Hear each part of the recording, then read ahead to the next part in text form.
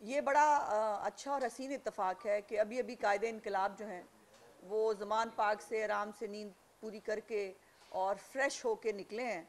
और जो इनकलाब जो है जो रोज़ छुट्टी पे चला जाता है, अब उसका फिर वर्किंग टाइम शुरू हो गया है। और कायदे इनकलाब ने अभी बहुत सारी 450 बंदे के साथ, मुझे अभी तस्दीक की गई है, मैंने कहा था 400 लेकिन मुझे बताया गया कि नहीं 450 थे। तो 450 लोगों के जम्मे गफ़ीर के साथ एक बड़ी जो है वो उन्होंने भरपूर तकरीर फरमाने की एक कोशिश की है। और उस तकरीर के अंदर उन्होंने बहुत उल्टी सीधी दो चार बातें की हैं। उन बातों को रिस्पॉन्ड भी यकीनन अब मुझे मेरी ज़िम्मेदारी है कि मैं उन बातों को भी उसका जवाब दे दूं। लेकिन ये बड़ी मज़े की बात यह है कि इमरान खान जो पिछले 6 महीने से कोई 60 के करीब जलसे कर चुके हैं, कोई जो है वो कोई 1528 मरतबा वो हलफ ले चुके हैं अपने कारकुनान से, अपने पार्टी रहनुमाओं से, और कोई 32,000 दफ़ा जो है वो अपील कर चुके हैं कि उनके लॉन्ग मार्च के अंदर जो है वो लोगों को आना चाहिए। और कोई 60,000 मरतबा उन्होंने ये दावा किया कि 10 लाख से ज़्यादा लोग लाहौर से निकलेंगे।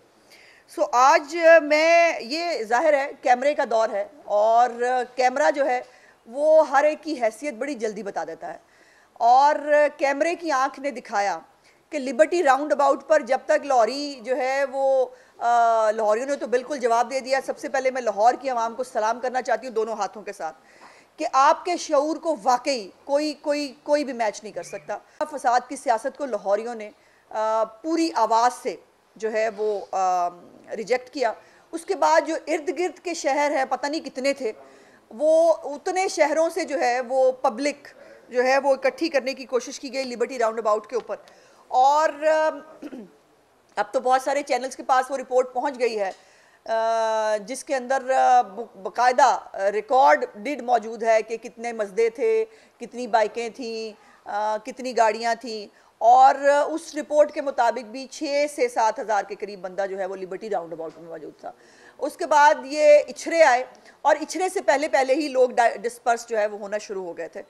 और उसके बाद से जो शदरे ने इनके साथ किया है, मैं शदरे की आवाम की बहुत बहुत ममनून हूँ कि उन्होंने इस शख्स को इसकी हैसियत और इसका असल चेहरा दिखाया है और बताया है कि वो फितना फसाद के साथ ना कभी हुए हैं ना होंगे।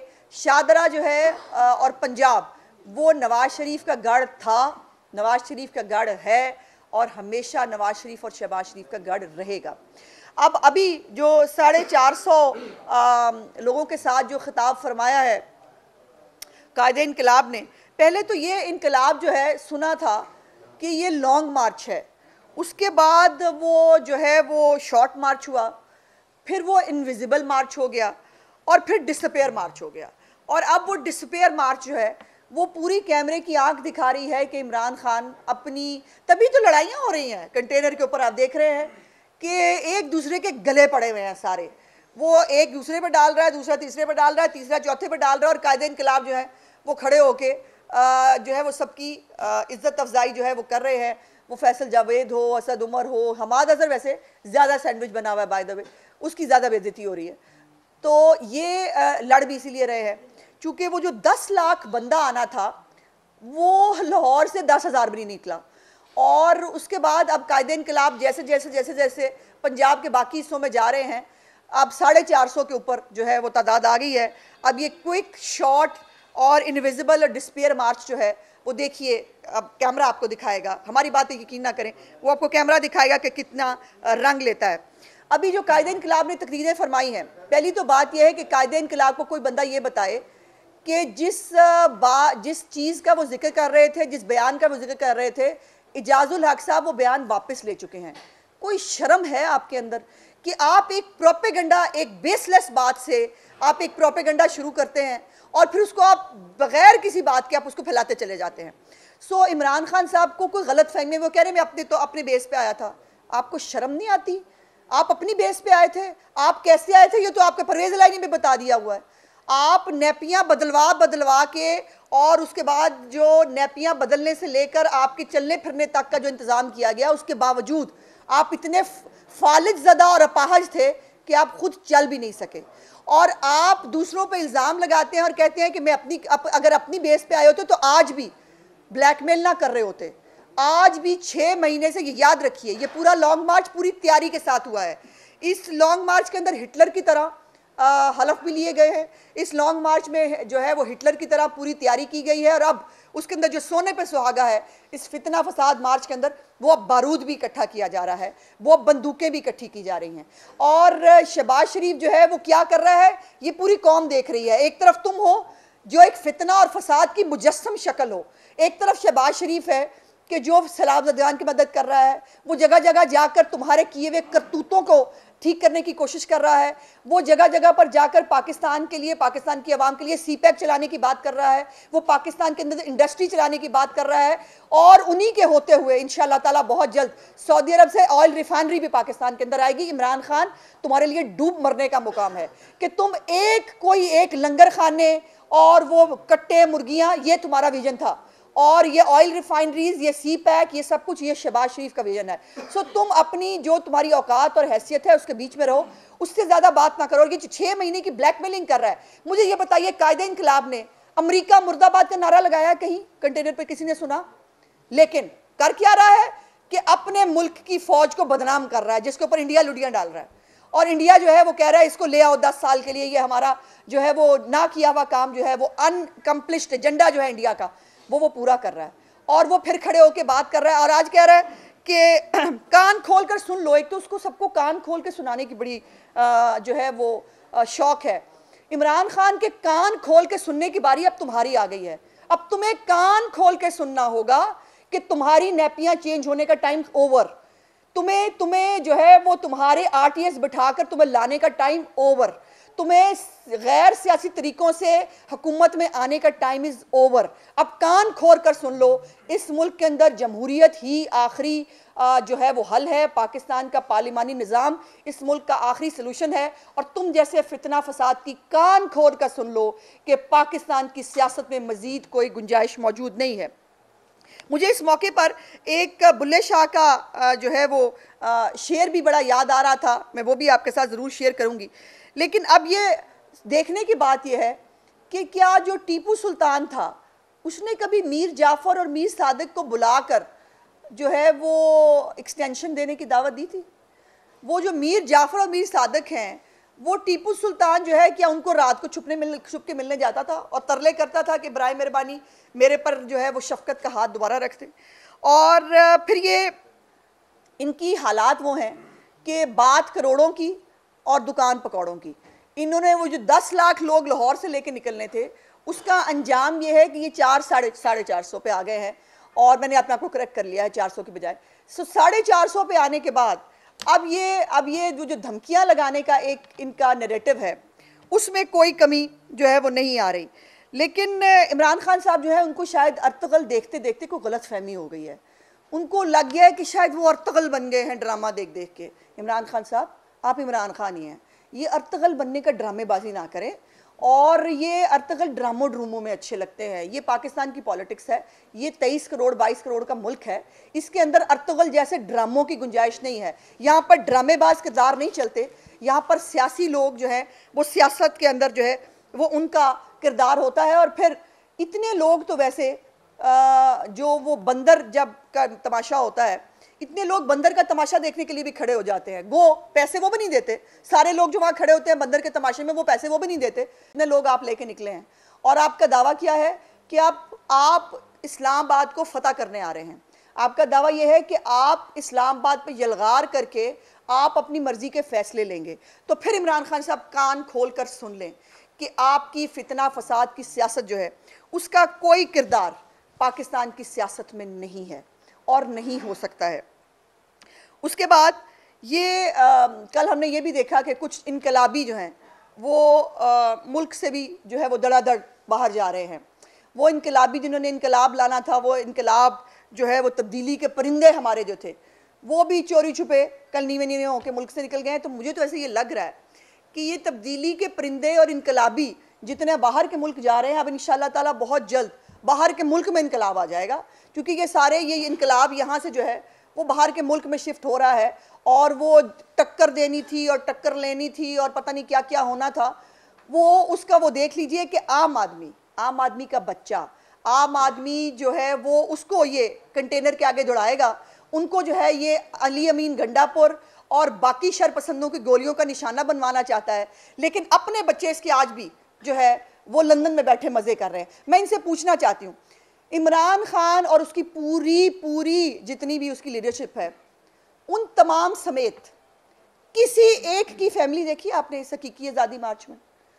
इतना बड़ा जो ये काम करने जा रहे हैं, इतना बड़ा मुल्क पे एहसान होने जा रहा है कि ये हकीकी आज़ादी लेके आएंगे, तो इस हकीकी आज़ादी में वो पार्ट एंड पार्सल क्यों नहीं बन रहे? वो इतना बड़ा मार्का जो है और इतनी बड़ी जो पाकिस्तान की खिदमत है, उसको करने के लिए ये लोग अपनी फैमिलीज लेके क्यों नहीं निकल रहे? क्योंकि फैसल वाडा के मुताबिक इस लॉन्ग मार्च के अंदर लाशें गिरेंगी, इस लॉन्ग मार्च के अंदर खून ही खून होगा, इस लॉन्ग मार्च के अंदर जो है वो जनाजे उठेंगे खुदा न खास्ता। लेकिन ये कहने के बाद ये हम होने नहीं देंगे। ये बात भी अपने तौर पर एक मुसल्लमा हकीकत है। कल जो अली अमीन गंडापुर की आपने ऑडियो सुनी, जो राना सनाउल्लाह साहब ने आपको सुनाई, उसके अंदर जिस तरह से वो गन्स इकट्ठी करने और एयरपोर्ट के करीब, ये जहन में रखिए, एयरपोर्ट के करीब वो गन्स इकट्ठी करने की बात कर रहा है। इसकी अपनी एक हैसियत है, इसका एक अपना बहुत बड़ा, मैं समझती हूँ कि एक चार्जशीट है। इसके बाद ये परवेज़ इलाही साहब जो इस सूबे के चीफ एग्जेक्टिव हैं, जो एक तरफ जो है वो, कल मैंने उनका इंटरव्यू देखा और उसके अंदर वो जनरल बाजवा की बहुत तारीफ है, अल्लाह के बाद उनको सिर्फ जनरल बाजवा पे यकीन है। तो उनको ये नज़र नहीं आ रहा कि जनरल बाजवा के साथ जिन पे उनको यकीन है, उन पे उनका कायदे इनकलाब क्या कर रहा है, और वो कायदे इनकलाब जो पूरी फ़ौज को वो कह रहे हैं, फ़ौज के ऊपर जो है उनको एतमाद बहुत है, उस फ़ौज को वो गाली दे रहा है, उस फ़ौज को जो है वो कटहरे में खड़ा कर रहा है, जिसके ऊपर हमारे दुश्मन मुल्क जो है वो शादियाने बजा रहा है। परवेज़ इलाही को ये नज़र आ रहा है, परवेज़ इलाही साहब लाउड एंड क्लियर, दोनों तरफ नहीं खेल सकते आप, दोनों तरफ नहीं खेल पाएंगे आपको। और ये भी आपको इसके साथ साथ बता दूं कि राना साहब ने कल ये भी कहा कि उनको गुजरात के अंदर भी कुछ असला इकट्ठा करने की इंफॉर्मेशन मौजूद है, जिसकी इतला परवेज़ इलाही साहब के साथ शेयर कर दी गई है। अब परवेज़ इलाही को अपनी स्टांस जो है वो बड़ा क्लियरली लेना पड़ेगा कि परवेज़ इलाही क्या बंदे मरवाने के हक में है या बंदे बचाने के हक में है, और क्या परवेज़ इलाही कातिल के साथ है या मकतूल के साथ है, क्या परवेज़ इलाही गाली गलोच और ये धमकियों वाली जो है वो कायदे इनकलाब के साथ है, या पाकिस्तान को उसको आगे ले जाने के लिए उन सियासतदानों के साथ खड़ा होना पड़ेगा जो पाकिस्तान की खिदमत कर रहे हैं। सो परवेज़ इलाही को भी ये हाई टाइम है, परवेज़ इलाही को भी अपनी पोजीशन क्लियर करनी पड़ेगी। परवेज़ इलाही ये नहीं कर सकता, ये नहीं कह सकता कि वो, जैसे आपको याद है कि जब पार्लियामेंट पे हमला हुआ था, पीटीवी पे हमला हुआ था, सारे घुस गए थे और उसके बाद इमरान खान ने कहा मेरे तो लोग नहीं थे, ये तो ताहिरुल कादरी के लोग थे। अब ये भी देखने की बात है कि इमरान खान को लाशें इस्तेमाल करने की और लाशों के ऊपर सियासत करने की पुरानी और गंदी आदत है। और मॉडल टाउन में भी हमारे खिलाफ जो साजिश हुई, आज तक उस साजिश का पता नहीं चल सका कि सिर में गोलियां ऊपर से कैसे लगी थी लोगों के सिर के अंदर।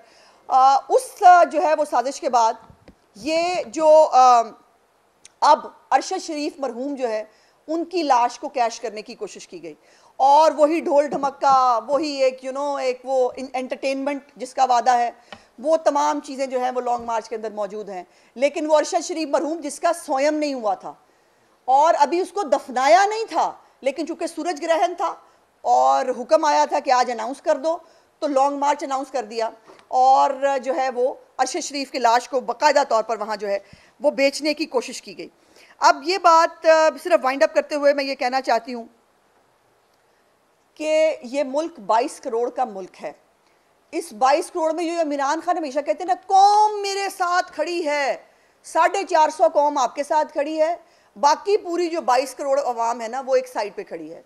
और इसको जो सब, और ये भी बड़ी मज़ेदार बात है कि कल जहाँ जहाँ शादरे गया घड़ी चोड़ के नारे लगे, मुरीद के गया घड़ी चोड़ के नारे लगे।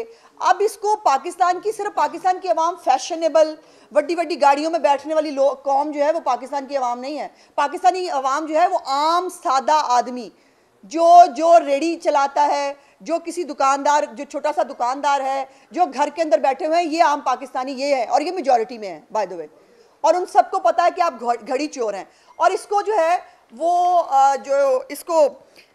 इनको जो है वो घड़ियां बेचने के लिए जो है वो हुकूमत दे दो तो फिर ये आपको आज़ादी दिलाएंगे।